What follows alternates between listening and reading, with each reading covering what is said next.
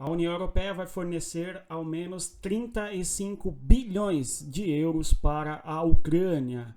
O único problema é que esse dinheiro é da Rússia, que foi congelado pela União Europeia no contexto da guerra entre Rússia e Ucrânia. No caso, a presidente da União Europeia, Ursula von der Leyen, está no território da Ucrânia e anuncia esse pacote de ajuda para Volodymyr Zelensky ao lado dele. Nós temos que, recentemente, inclusive, a União Europeia, através aí do peso geopolítico desta senhora, no caso, a presidente da Comissão Europeia, ela busca acelerar o processo de adesão da Ucrânia ao território da União Europeia. Geralmente, a adesão dos países para a União Europeia é bastante demorado. Só para dar um exemplo, o último país que entrou para a União Europeia foi a Croácia. A Croácia faz o pedido para entrar na União Europeia no ano de 2003 e só tem ali o seu pedido aderido, não é aceito definitivamente, e passa a integrar a União Europeia em 2013. Foram longos 10 anos de integração legal, econômica e política da Croácia à União Europeia. Então não é algo tão simples assim, porque o país tem que adequar a sua legislação, sua política e sua economia aos ditames da União Europeia. Mas, em decorrência da União Europeia ter uma perspectiva fortemente contrária à Rússia, nós temos que essa tentativa de acelerar o processo de aproximação entre União Europeia e Ucrânia. E uma das coisas que chamam muita atenção é a questão do clima e o inverno que se aproxima no hemisfério norte. No caso, primeiro nós entraremos no hemisfério norte no outono e após o outono, portanto, o inverno. E, consequentemente, as quedas de temperatura é algo que dificultam bastante a vida no território ucraniano. Em decorrência do clima temperado continental, nós vamos detalhar isso aqui com você. Eu vou pedir antes que você deixe o like, se inscreva no canal e divulgue o nosso conteúdo das pessoas que gostam de geopolítica. E eu te convido a conhecer a nossa comunidade Geopolítica para Entender o Mundo, o link está na descrição do nosso vídeo. Agora, você que quer aprender e estudar geopolítica, não somente as questões do dia a dia, mas ter uma noção panorâmica e compreender tudo que ocorre no mundo, dê uma olhada no nosso guia de estudos, um e-book feito para você ter ali um caminho para estudar geopolítica através da história do século XX, das guerras mundiais, da Guerra Fria, a geopolítica dos Estados Unidos, da Rússia, enfim. Dê uma olhada aí no nosso e-book. O link está na descrição do nosso vídeo e vamos aqui falar sobre a Ucrânia. Nós temos então a Ursula von der Leyen, conforme nós comentamos, anunciando para Kiev ali uma ajuda de 35 bilhões no caso ali em euros, tá certo? Hoje é dia 20 de setembro de 2024 e este é o principal tema aí da geopolítica no que diz respeito à guerra entre Rússia e Ucrânia, ok? Então nós temos além disso a questão de Vuhledar, tá certo? Há uma tentativa russa de vencer as barreiras de proteção da Ucrânia na região de Vuhledar. Vamos observar em detalhe logo na sequência, tudo bem? Então, o que eu chamei a atenção, eu vou retomar, é o seguinte: desse dinheiro aí que nós temos para a Ucrânia, é dinheiro a partir oriundo da Rússia, em boa medida, que a União Europeia congelou. Pergunto para vocês, é correto isso? Você tem ativos econômicos russos que a União Europeia congela e após congelar esses ativos, existe ali um certo lucro, enfim, do dinheiro, enfim, e esse dinheiro agora parcialmente vai ser destinado para a Ucrânia, na forma de empréstimo, claro. E aí, será que isto é correto? O que você acha sobre isso?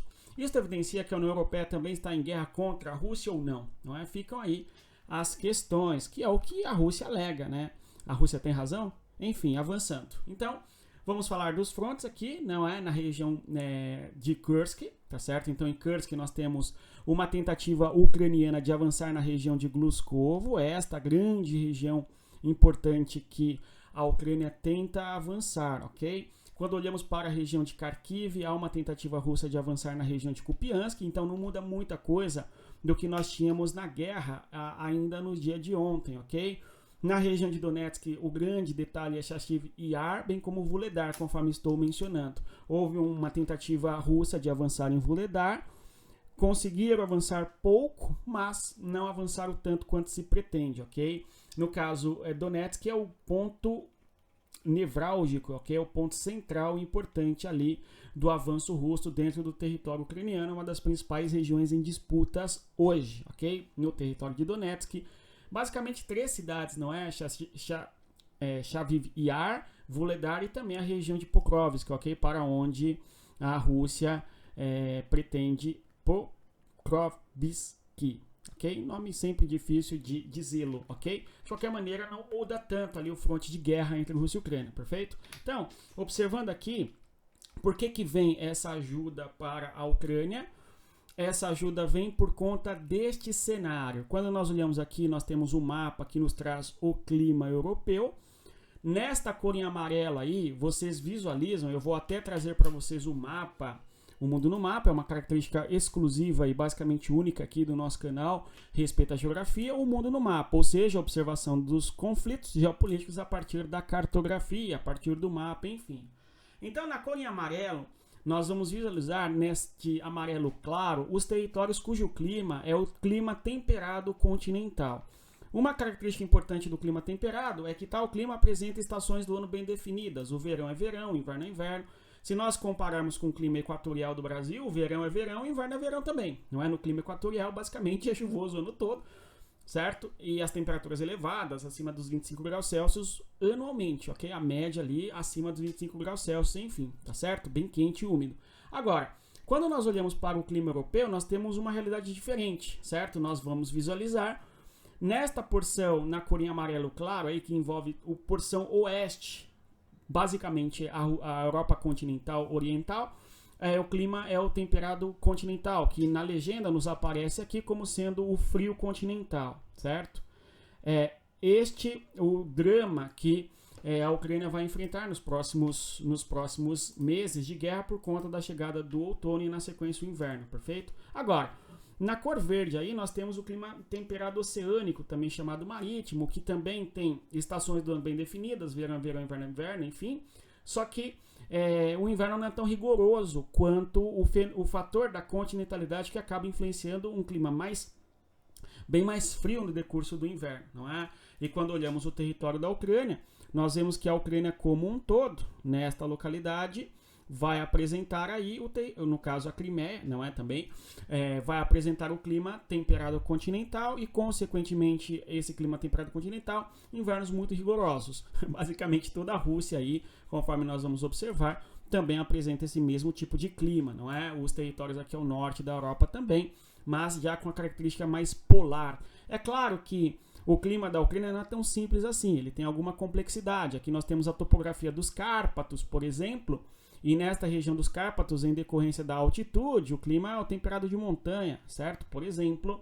Agora, nesta porção oeste da Ucrânia e na porção norte, você tem um inverno muito pesado mesmo, assim, muito frio, enfim, tá certo? De qualquer maneira, eu acho que vale a pena até nós observarmos aqui por que a Ursula von der Leyen vai falar que a Ucrânia se manterá aquecida e acesa, certo? A Ucrânia se manterá aquecida e acesa. No caso, a posição da Ursula von der Leyen nesse sentido é por causa do quê? Da destruição de infraestrutura elétrica dentro da Ucrânia a partir do quê? Dos ataques da Rússia, tá certo? Por quê? Na guerra entre Rússia e Ucrânia nós temos, obviamente, uma tentativa de conquista territorial, enfim, só que é uma estratégia tática, ok? A destruição de infraestrutura justamente para tentar minimizar a capacidade de reação do país vizinho, tá certo? Então, a destruição de centrais elétricas e rede de distribuição dessa eletricidade é importante porque você dificulta a capacidade industrial, de produção econômica, para desenvolvimento ali de tecnologias ou mesmo armamentos para serem utilizados na guerra e tal, não é? Só que a população civil, entretanto, é quem paga a conta, uma vez que não havendo energia, certamente a qualidade de vida vai lá para baixo e assim por diante, né? Além de todo o drama de viver psicologicamente num ambiente em guerra, enfim. Fato é que o clima é um fator fundamental da superfície do planeta que impacta na vida dos homens, certo? E pelo fato de nós termos a guerra e a destruição eventualmente de infraestrutura ligada à energia, nós temos que a Ucrânia vai sofrer bastante com o inverno. E o objetivo do apoio da União Europeia para a Ucrânia é justamente tentar acelerar o processo de reconstrução ali do seu sistema de geração de eletricidade, okay? Inclusive a transferência de energia, de infraestrutura energética dos Bálticos para a Ucrânia. Perfeito? Então vamos observar aqui um outro detalhe importante sobre esse tema, Dá pra ver que aqui, né, pessoal, neste canal é conteúdo pesado, tá certo? Para quem quer aprender, quem quer entender nos detalhes o que acontece no mundo, onde nós vamos até observar aí o chamado climograma. Você lembra lá das suas aulas de geografia da escola, né? Que infelizmente não se valoriza tanto, há um desrespeito à geografia, lamentável, enfim, mas vejamos aí.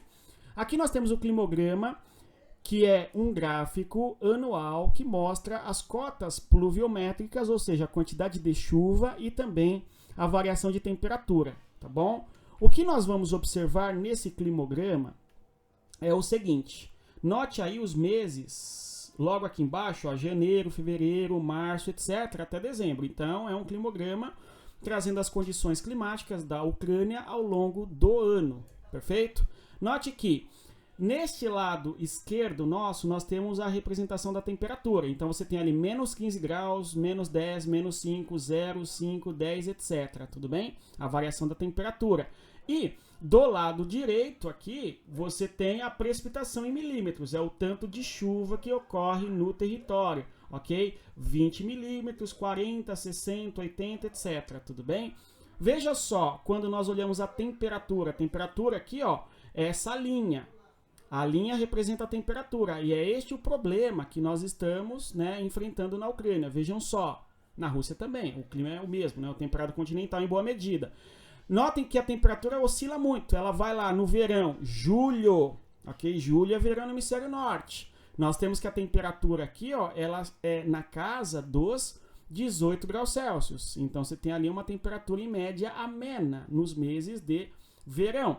Só que nós não estamos mais em julho, nós estamos agora em setembro.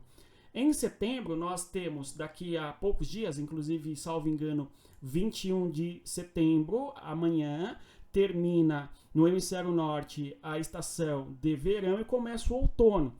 E daqui até março, mais ou menos, nós temos que a temperatura vai baixar bastante, ok? No outono, em dezembro começa o inverno e a temperatura vai estar na casa aqui, ó, de 8, 9 graus negativos, tá certo? Então, a temperatura no decurso do ano, quando estamos diante do verão no hemisfério, do inverno no hemisfério norte, a temperatura é negativa. Se nós observarmos aqui, ó, a partir, aqui é 0, né, graus, veja só, ali 0 graus. Então, quando nós olhamos aqui no gráfico, veja só, aqui, ó, boa parte do ano, a temperatura, ok? A temperatura na Ucrânia abaixo dos 0 graus. De modo que você tem ali a temperatura em torno de 9 graus negativos, ok? Isso em média. Em média significa então que há momentos em que a temperatura na madrugada, enfim, ela cai para 20 graus negativos, ok? Nos dias bem mais frios. Então, isto certamente impacta de maneira bastante significativa não só o fronte de guerra, não é, evidentemente, mas também a vida da população civil ali no território ucraniano como um todo, ok? Então, ao longo dos meses de outono, a partir ali de outubro, novembro, as temperaturas médias já passam a ser negativas, com a precipitação na forma de neve, não é? É um ambiente de precipitação até que razoável, 40 milímetros ali ao longo dos meses de novembro, dezembro, enfim. Só que na forma de precipitação de neve, imagina o lamaçal lutar nessa neve, né? Depois que ocorre o derretimento da neve, aí você tem o lamaçal desgraçado, não é? Quando chega lá, passa o inverno, vem a primavera, certo? Aí você tem o derretimento da neve, é uma coisa bem difícil, né? Sobretudo se nós considerarmos que a guerra entre Rússia e Ucrânia tem sido uma guerra de atrito, não é uma guerra de atrito que não é uma guerra no estilo Blitzkrieg, ou seja, uma guerra que é no sentido rápido, veloz. O Putin, no primeiro momento, aliás, na primeira fase da guerra, a gente teve esse cenário de guerra rápida, né? Ou seja, uma tentativa russa de liquidar, né? Porém, em boa medida, a resistência ucraniana fez com que a guerra se arrastasse e tenha se arrastado até agora. Resistência ucraniana barra com apoio de países do Ocidente, em especial aí países da União Europeia, conforme nós observamos. Tudo bem? Então, se você chegou até aqui, eu agradeço a presença. Eu reitero a você, dê uma olhada no nosso e-book Geopolítica. Talvez você tenha ali um caminho adequado para estudar e compreender tudo sobre geopolítica. E dá para ver que não é só o comentário do dia a dia, né? Um conhecimento sobre a realidade da geografia do território, Sem contar as referências ali históricas também, para entender todo o histórico e importância desta região.